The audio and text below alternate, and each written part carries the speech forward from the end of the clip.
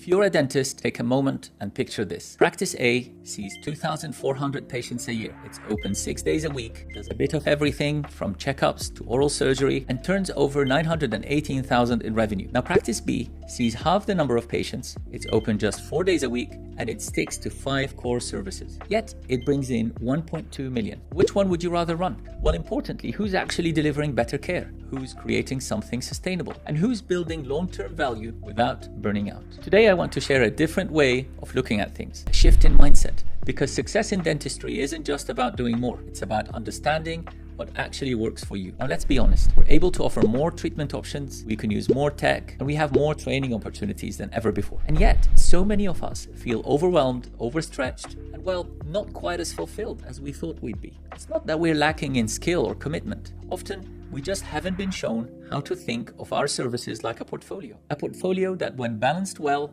can reduce stress, improve income, and create more breathing space inside and outside the clinic. Now, here's the odd thing. We spend thousands of hours mastering clinical skills, but hardly any time learning how to run a sustainable, profitable, and enjoyable practice. We study anatomy and pathology, but rarely examine the anatomy of profitability. And that's what this video is about. So here's what we will cover today. Why your highest grossing treatments might not be your most valuable. How to start seeing your practice as a focused, strategic investment, not a to-do list of procedures. 4 hidden variables that determine whether a treatment lifts or limits your future. A practical framework to help you refine your mix of treatments. And finally, we'll explore different scenarios of how you can implement these changes. Above all, we'll talk about how to do all this without compromising your integrity, your patient relationships, or the parts of the job you love. Because this isn't about squeezing more profit out of people. It's about building a practice that works for you, your team, and your patients. So let's get into it. So first, let's look at the profitability paradox, revenue versus wealth. Let's begin with a simple question that reveals everything. What's the difference between a 600K dental practice and a 600K dentist? Well, one is building an asset, the other is working a job. So here's what I mean. Dentist A brings in around 730,000 a year. After overheads, lab bills, materials, wages, equipment, and other costs, they're left with about 210,000. They work long hours across a wide range of treatments and regularly stay late, finishing notes and handling issues. It's a decent turnover, but they're exhausted and they're starting to wonder how long they can keep this pace up. Now, Dentist B, on the other hand, brings in a little less, about 650,000, but keeps over 320,000. They've narrowed their focus to a few services they perform very well, set up efficient systems, and work fewer hours with far less stress. Patients are calmer, the team's more relaxed, and the dentist actually enjoys turning up to work. So what's the real difference? Well, it's not talent, it's structure. Dentist A is busy. Dentist B has built a smart structure. And that brings us to the heart of this session, working strategically. This is where most of us weren't taught anything. Procedure level economics. See, Dentist A is caught in what we call the revenue trap. The idea that doing more equals earning more. But it doesn't always work out like that. More procedures often mean more complexity, more systems to manage, more cost, and very often more stress. Meanwhile, Dentist B has done something simple but profound. They've focused. They do fewer things, but they do them really well. They've priced accordingly, systemized delivery, and protected their time. So how do you know which procedures to lean into? Well, that's where the 4 variables come in. The 4 variables that shape practice value. Every treatment you offer leaves behind a kind of economic fingerprint, a pattern that reveals its real value to your practice. The practices that thrive pay attention to all 4 of these variables. So let's get to the first variable, direct profit analysis. This goes way beyond the simple fee minus lab bill calculation most of us do. True profit includes lab and materials, your time at your ideal hourly rate, staff time for prep, assistance and follow-up, admin overhead, including scheduling, invoicing and insurance calls, facility and equipment costs, and hidden costs like adjustments and remakes and warranty work. So imagine a practice. The practice owner thought her crown and bridge work was highly profitable. She would charge $1,100 for a crown. The lab fees were at $180, so that's over $900 in profit. Well, that's what she thought. But when you do the full analysis, you see the real picture. If we take chair time at 2 hours at her target rate of £300 an hour, that's £600. Staff time at 2 hours at £30 an hour, that's £60. Lab fees, £180. Admin overhead, $75. Equipment and facility cost, $85. Average adjustment appointments, around £45. Total cost is $1,045. True profit, $55. Suddenly, this highly profitable procedure was barely breaking even. So what's the lesson? Well, we often don't really understand our profitability. The second variable is patient lifetime value impact. Different treatments attract different types of patients, and different types of patients have dramatically different economic value over time. So let's talk about the kinds of patients we tend to see, because not everyone approaches dental care in the same way, and that has a big impact on how a practice operates. We can broadly group patients into three patterns, not to label them, but to understand how their needs and decision-making styles shape the experience for both sides. First, there are the problem solvers. They usually come in when something's gone wrong: pain, a tooth is fractured, or discomfort. Their choices are often driven by urgency and cost, which makes perfect sense when they're in distress. They may, however, not always prioritize ongoing care, and still, they do deserve our respect and careful attention. So over time, their average lifetime value tends to be below $3,000. Then we've got the health maintainers. They keep up with their checkups, they're thoughtful about their health, and they tend to follow treatment recommendations. They weigh up costs and quality and generally build steady long-term relationships with the practice. Their average contribution over time tends to be a bit less than $10,000. And finally, we have the health investors. These patients actively seek to improve their oral health, sometimes from a functional perspective, sometimes aesthetic. Often both. They see dentistry as a long-term investment. They're usually well-informed, and they value quality and continuity of care. They're committed, consistent, and bring a sense of shared purpose to the treatment journey. Their average lifetime value can reach around $20,000 or more. Now here's the important bit. Different types of treatment tend to attract different types of patients. Some treatments, like for example an open and dress or extraction or denture repair, these naturally appeal to those in crisis. Others tend to bring in patients looking for long-term proactive care, and these are treatments like crowns, orthodontics, dental implants, or periodontal treatment. Now there's no right or wrong here. Every patient matters. But as clinicians and as leaders of our professional future, it's worth asking, what kind of care do we want to be known for? And is our current treatment mix aligned with the kind of relationships we hope to build? Now let's look at the third variable, skill development ROI. See, every procedure we offer relies on skills we've developed and sometimes invested heavily in. But not all skills give us the same return. Some add a huge amount of value to your work and your income without draining your time or energy, while others take months to learn, cost tens of thousands in training, and only benefit a small part of your practice, if they ever get used at all. Let me give you a comparison. High ROI skill development might look like learning digital smile design. It's not too costly, and it can completely change how patients see your treatment plans. Getting good at dental photography. It's low investment, but it elevates all your cosmetic work and boosts trust. Adding sedation training, which can open the door to higher value treatments and serve anxious patients more confidently. Lower ROI skills might include advanced oral surgery that takes a big toll mentally and physically and often makes more sense to refer. Orthodontics, which brings complexity and planning, software and time. Implant placement, great if it's your main focus, but it's expensive, time intensive, and high on stress if it's just a small part of your week. Now, none of these are bad skills. Actually, they're very valuable. But the real question isn't, can I learn this? It's, should I learn this, given my current goals, resources,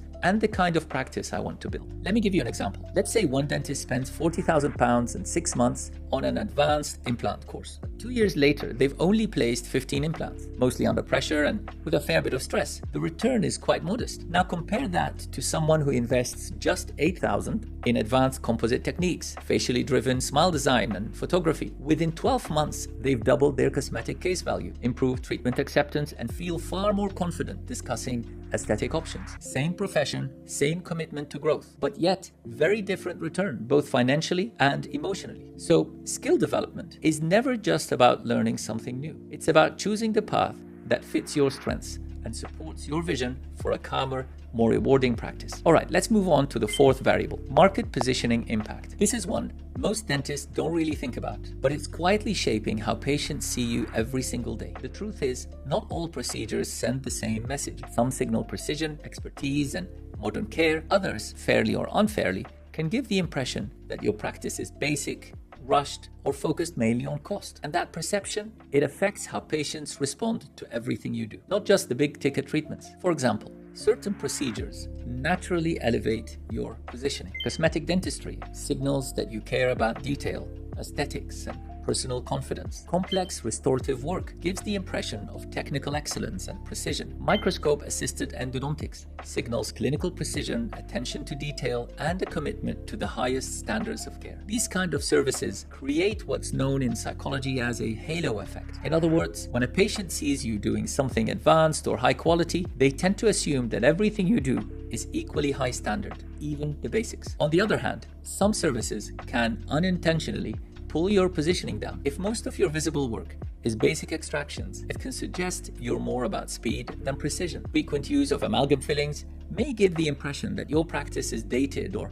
less focused on aesthetics. Heavy reliance on low-cost promotions like free consultations or discounted scale and polish treatment can sometimes attract patients who are cost conscious, and that may leave with your other patients an overall impression that your practice provides budget care instead of tailored, high-value treatment. And if your diary is filled with emergency-only appointments, patients might perceive you as reactive. Now let's imagine a dentist who starts doing more smile makeovers, not because they're chasing trends, but because they genuinely enjoy aesthetic dentistry and want to help people feel more confident. So what happens? Suddenly patients begin to see them differently, not just as my dentist, but as someone with a specific area of expertise. They trust them more, they listen more carefully, they're more open to treatment, and they're more willing to pay a premium for it. That's the power of positioning. The work you choose to focus on doesn't just affect your income. It shapes your reputation, your patient relationship, and your sense of purpose. So the next time you're deciding whether to take on a new type of case or invest in a new skill, ask yourself, what message does this send about the kind of care I provide? And is that message aligned with the practice I want to build? Now, if this is already getting you thinking, just type economics assessment below and I will send you a simple tool to help you score every procedure in your practice. It shows you which ones are truly pulling their weight and which ones might be quietly draining your time and energy. Now here's something that might surprise you. The most successful practices don't do everything. They focus. Studies have found that focused practices concentrating on 3 to 5 key services outperform generalist practices by 30% or more in profitability. They build deeper expertise, better systems, better results, and their practitioners feel less burned out. So why does focus actually work? You may have heard people say, narrow your scope or find your niche. But what's the real reason that works in dentistry? But let's go a bit deeper than that. Because in dentistry, focus isn't just about branding or marketing. It's not about being trendy or exclusive or showing off. There are actually 4 powerful forces at play, each of which quietly improves how your practice feels, performs, and grows. Together, I call them the 4 levers of strategic focus. So let's take a quick look at each one. First, there's what we call the specialization premium. The truth is, people are willing to pay more for perceived expertise. A dentist known for smile makeovers or advanced endodontics is often able to charge higher fees, even for treatments that others also offer. Why? Because patients trust that they're in the hands of someone who's honed that particular craft. It's not about being flashy, it's about being focused. Then comes the systems effect. When you do similar types of procedures again and again, you get to optimize everything. Your diary becomes smoother, your team knows the flow, your ordering becomes efficient, and your communication becomes clearer. You're not reinventing the wheel with every case. You're building a rhythm, and that rhythm reduces stress for you, your team, and your patients. Now, there's also the confidence factor. When you're working in your zone of strength, it shows. You feel more in control, you're not second-guessing every decision, and that quiet confidence puts your patients at ease too. They can sense when they're in good hands. And finally, there's referral amplification. People are much more likely to refer when they see you as a go-to for something specific. See, generalists get gratitude. Specialists get recommendations. When someone's impressed by your implant work or aesthetic results, they naturally tell others. Not just, I have a good dentist, but you have to see them for this. This is how momentum builds. So focus doesn't mean doing less. It means doing more of what works with more ease and more clarity. It's about building a practice that fits you and letting that clarity ripple outward into better results, better systems, and better word of mouth. Now let's imagine a dentist. We'll call him Tom. Tom was doing a bit of everything. He was clinically sound, his patients liked him, and on paper, things looked fine. But there was no real standout area, just steady, general dentistry. Then one day, he started noticing something. He had a calming presence that anxious patients really responded to. The ones who hadn't been to a dentist in years, who'd had a bad experience as a child, or who needed a little more time and care to feel safe. Instead of brushing that off, Tom leaned into it. He decided, maybe this is where I can make a real difference. So he made a few key changes. He trained in conscious sedation, he softened the environment, warmer lighting, calmer sounds, longer appointments. He developed a different style of communication, more reassuring, more collaborative, and he became a phobia-certified dentist. And slowly, things began to shift. His patients felt it, his team noticed it, his reputation began to grow. And within a couple of years, his practice had evolved into something much more focused. His average case value increased, he was working fewer hours with less stress, his diary started filling up weeks in advance, and dentists in the area began referring their anxious patients to him, all because he chose to focus, not by cutting things out entirely, but by saying yes with more intention. See, you don't need to do everything. Sometimes it's as simple as noticing what's already working well and choosing to do a bit more of that. That's how focus works, quietly, powerfully, and in a way that feels good on both sides of the chair. Now let's discuss the paradox of choice. And here's something interesting from behavioral psychology. When we offer too many options, people become paralyzed and choose nothing. When we offer focused expertise, they choose more readily. Dentist A, from our earlier example, offered 47 different procedures. His treatment acceptance rate was around 52%. Dentist B offered 12 core procedures with clear expertise positioning. Her treatment acceptance rate was 78%. Fewer options, more choices, less confusion, and more confidence. Now, if you want to see how this applies to your current mix, comment below with portfolio analysis, and I will send you a strategic focus calculator. It helps you visualize the financial impact of narrowing your services around your strengths. Okay, so now's the time to introduce the focus framework. It's about designing your practice with intention. So by now you're probably thinking, this all makes sense, but how do I actually apply it? Well, that's where the focus framework comes in. This is a simple but powerful tool I've developed to help dentists redesign their practice calmly and strategically around 5 key pillars. Each one addresses a different part of how your practice runs, earns, and grows. Together, they give you a clear way to shift from scattered effort to intentional focus. And it's not a gimmick, it's a lens you can use to look at your current practice and design something that's more profitable, more purposeful, and more sustainable. So let's walk through each one. The F stands for financial architecture, understanding where the value really is. First, know your numbers, but not just revenue totals. We're talking about the true value of each procedure you offer. And the way to do that, run something I call a true profit audit. You simply take each procedure and look at how much it brings in, what the real cost is, including materials, lab bills, staff time, and your own time, and how much effort it takes, both mentally and physically. Most practices find something surprising. Around 20% of their treatments are generating 70% of their actual profit, but they're spending way too much time on the other 80%. Once you see this, you'll never look at your schedule the same way again. Now, step 2 is to create opportunity cost awareness. This one is important and often overlooked. Every hour you spend on a low-value treatment is an hour you can't spend doing something more meaningful and more profitable. Let's say you're spending 6 hours a week on simple extractions that earn around £200 an hour, but you've got higher value services, maybe composite bonding or cosmetic consultations or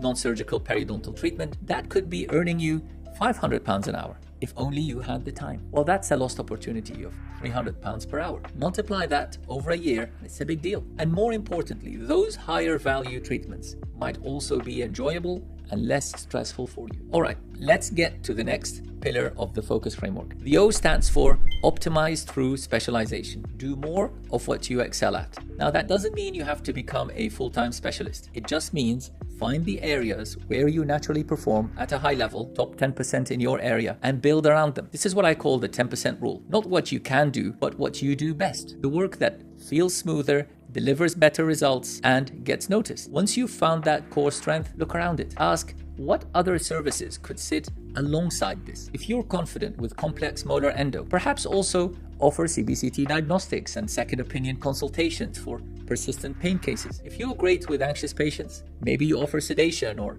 extended appointments. And if you're strong in restorative implant planning, consider offering digital workflows, guided surgery, and implant maintenance reviews. This way, you're not constantly chasing new skills. You're deepening the ones that already work for you. And that's a much more sustainable way to grow. Now you need to know about the concept of the learning plan shift. Instead of jumping on every course that comes up, start choosing CPD or CE that feeds directly into your strengths. Ask yourself, what skills do I need to to refine this area even more? What equipment or systems would support that? And how can I use this focus to position my practice more clearly? That's what separates random professional development from strategic growth. Okay, let's move on to the C, which stands for customer lifetime value. We touched on this earlier, attracting the right mix of patients. So here's something many dentists overlook. Your patient base isn't just one big group. It's a portfolio, just like your treatments. And that mix matters. In a healthy, sustainable practice, you usually want the reliable maintainers. Those are the regulars who show up, accept care, and keep things steady. You want the health investors, the proactive patients who value long-term outcomes and tend to invest in higher value care. And you want a few problem solvers, those who show up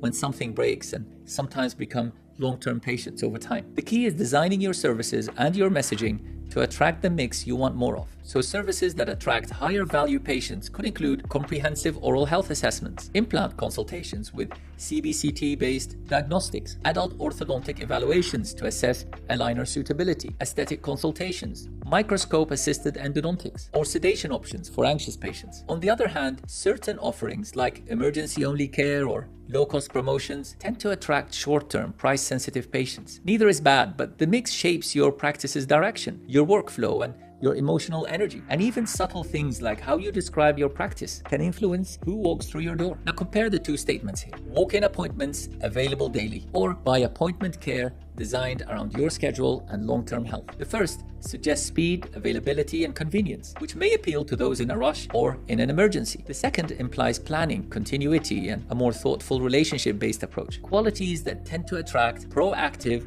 higher value patients. Now the U stands for utilization efficiency, which is about making the most of what you've got. You only have so many hours in a day. So does your team. So does your chair. Efficiency isn't about rushing. It's about placing your energy where it matters most. Start by reviewing your diary. Instead of letting appointments fall in at random, create intentional blocks of time throughout your week. So there are 4 types of blocks. The high value blocks protect your best hours for treatments that contribute most to your income, your confidence, and your future growth. Then we have the consultation blocks. Now set aside quiet, uninterrupted time for discussing treatment plans and reviewing cases properly. Then there are the routine blocks, where you group together simpler or maintenance procedures that run smoothly with minimal setup. And finally, the admin or CPD or CE blocks. Make room for the work behind the scenes, notes, planning, or ongoing learning, so it doesn't pile up or get rushed. Now also consider your own energy. Save high concentration work for when you're sharp. Don't leave full arch treatment plans for 5 p.m. on a Friday, and let your team help you batch and streamline wherever possible. One small adjustment, like moving complex cases to the morning, can make a huge difference to your results and your stress levels. And when it comes to allocating resources, give your best time, team members, and equipment to your highest value services. Use systems and structure to handle the rest efficiently without over-investing. And finally, the S stands for systematic decision making. It's about knowing what to say yes to. Now this part is crucial. Before saying yes to any new service, shiny equipment, or exciting course, take a moment to filter it through a decision framework. Here's a 5-question filter I use. Does this align with what I actually want my practice to be known for? Will it genuinely improve profitability or just add more complexity? Can I deliver this to a high standard without burning myself or my team out? Will this improve how patients see my expertise, or will it confuse things? And finally, can we do this consistently without compromising other parts of the practice? If the answer is yes to all 5, you've probably got a winner. If not, it might be better to say no, or not right now. Now, if you would like a helping hand in building this kind of strategic decision filter for your own practice, just comment decision architecture and I will send you a simple checklist that helps you assess new services before saying yes, so your time, energy, and resources stay focused where they create the most value. Now let's talk about 3 practice journeys. 3 very different outcomes. Let me paint you a picture with 3 fictional but very realistic dentists. So let's start with someone we'll call Dr. Sam. Sam's a classic generalist. Fillings, checkups, extractions, dentures, the odd crown here and there. He's got good hands, decent reviews, and a loyal enough patient base. But the problem is he's stretched thin. His days are packed, his income has plateaued, and it always feels like he's playing catch up. There's no time to breathe, no space to grow, and every hour feels heavy. His numbers look all right on paper, lots of revenue coming in. But between the overhead, the stress, and the sheer variety of procedures, very little sticks. It's a high effort, low margin situation. Now meet Dr. Layla. Layla used to be a lot like Sam, a generalist, trying to do it all. But she always had an eye for aesthetics and found she really enjoyed cosmetic cases. Instead of chasing volume, she gradually narrowed her work to smile design and bonding. She invested in photography, refined her consultation process, and built a workflow around delivering beautiful results. Same number of patients, roughly, but very different energy. Her case value grew, her appointments felt more meaningful, and she stopped attracting price-sensitive patients. People started coming in wanting what she offered. And then we've got Dr. Amir. Now, Amir wasn't always the go-to for anything in particular. He was competent across the board, but there was one thing he consistently did better than most: root canals. He found them satisfying, precise, methodical, and oddly calming. While others dreaded molar endo or referred it out, Amir leaned in. So he made a decision. Instead of being a jack of all trades, he'd build a reputation around endodontics. He refined his skills, invested in an operating microscope and CBCT, and streamlined everything from triage to treatment planning. Soon, local dentists began referring their tougher cases. Patients with unresolved pain started showing up specifically to see him. And the shift? Well, his work became more predictable. His case fees increased without needing to rush or upsell. He started having more referrals, often from practices who didn't want to handle complex endo. And most importantly, he felt a renewed sense of purpose, helping patients in pain, doing focused work he genuinely enjoyed. So what's the real takeaway here? Each of these dentists started from the same place, trying to do everything well. But only when they leaned into their strengths did their work start to feel sustainable, aligned, and rewarding. So maybe the question isn't, what should I add next? Maybe it's, what do I already do well? And how can I build more around that? Because sometimes the answers are already in your own practice. They're already in your diary. You just haven't noticed them yet. All right, so maybe you're thinking, this all makes sense, but where do I start? So here's how I would approach it if we were working together. Not by flipping everything upside down, but by walking through a clear, calm transition over 90 days, one step at a time. So let's start with phase 1. Which is about reflection and clarity. And this covers the first 30 days. This is the step back and breathe phase. We're not rushing into changes. We're getting clarity first. During the first week, ask yourself, what are you really doing? And what's it giving you back? List every procedure you've done in the last year. Look at what each one actually earns. After time, materials, stress, and lab bills. Highlight the ones you enjoy and the ones you just tolerate. This alone is eye-opening for most dentists. During the second week, you need to ask, who are your patients? Really, group them. Are they coming in with problems, maintaining health, or investing long-term? Notice which treatments tend to bring in each group. Estimate the long-term value of each group. See who refers who and why. During week 3, you look at where do you shine and where are you just okay. Be honest. Which procedures bring out your best work? Where are you strongest, both technically and emotionally? Which ones drain you, even if you're good at them? What equipment or systems support each area well and which feel clunky? And during week 4, you can look out for what's happening around you. Who else is doing what in your area? Are there any gaps that no one's filling? Is there a service you enjoy that's also in demand but undersupplied? This is less about competition and more about alignment. What do you do best and who out there needs it? Okay, let's move on to phase 2. Now during phase 2, you can start designing your practice the way you want. Now we've got data, it's time to start designing something more aligned with your future. In weeks 5 and 6, choose your focus area. Use the focus framework and look for services that are profitable, attract the right kind of patient, play to your strengths, are in demand, and feel like a good fit long term. And finally, narrow it down to 3 to 5 areas that truly make sense for you. During weeks 7 and 8, design your service mix. You can start to shape your future practice structure and divide them into core services. These are your bread and butter where you shine. Your supporting services. These are complementary treatments that make the journey smoother. And your transitional services, things you'll gradually do less of or refer out entirely. No need to rush it. We're laying foundations, not knocking walls down. All right, let's move on to phase 3. During phase 3, you'll be shifting gears gently. See, here's where we begin the shift, gradually and thoughtfully. Weeks 9 and 10 are about internal updates. Start adjusting your schedule so core services get prime time. Begin gently declining or referring work that doesn't align. Train your team around new systems or flows and improve processes around your chosen focus areas. During weeks 11 and 12, you can let the world know gently. Update your website and materials to reflect where you're headed. Start conversations with other dentists, especially those who might refer to you. Share content or education that reflects your focus, and make it clear what you love doing and who it helps. So why does this gradual approach work? It's because change doesn't need to be drastic. In fact, gradual transitions are often more effective. They let you keep patient trust, avoid sudden income drops, build confidence and skill as you go, and keep your stress low while making meaningful change. All right, now let's discuss your worries. Let's talk them through, because I know you've been listening and thinking, what about this and what if that? Well, let me answer the common worries. What if I lose patients? Well, you might, but often the ones who leave were never your ideal patients. What most dentists initially find is a slight drop in numbers, big increase in value per patient, happier days, more referrals, and less burnout. And after a while, the numbers increase by 30% or more. But I trained to do everything. Well, that's what makes you better at your something. Think about medicine. Every specialist started with general training. You're not abandoning your training. You're applying it with more focus. But what about emergencies? Well, you can still support your patients, but for some cases that are not aligned, refer. You'll often build goodwill and strong referral ties in the process. Won't I get bored doing one thing? Actually, the opposite usually happens. You get better results, your cases get more complex, you attract more interesting work, and you feel more in control, not less. So how do you know it's working? You'll want to keep an eye on a few key metrics. Think of it like a dashboard. Financially,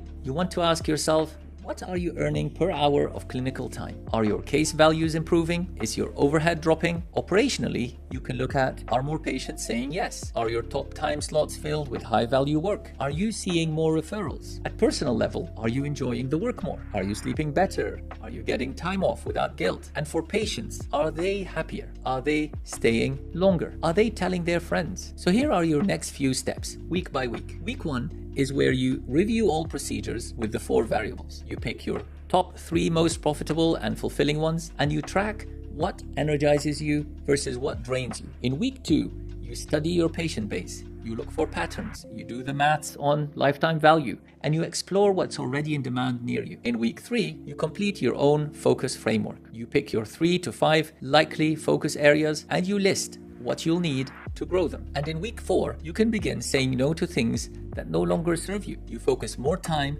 on procedures you want more of, and you start building a new direction with your team behind you. Now, this isn't about making millions or becoming someone you're not. It's about bringing your work into alignment with your strengths, your values, and the kind of life you want to live. When that happens, you enjoy work more, your patients get better care, your practice becomes more financially stable, and your stress levels drop. Not because you're working harder, but because you're working smarter and more intentionally. If you'd like the tools to help with this shift, like the Practice Portfolio Analyzer, the Focus Calculator, or the Decision Toolkit, just comment below and I'll send them your way. You don't need to do everything. You just need to start saying yes to the right things. That's how we move from busy to brilliant. Thanks for watching.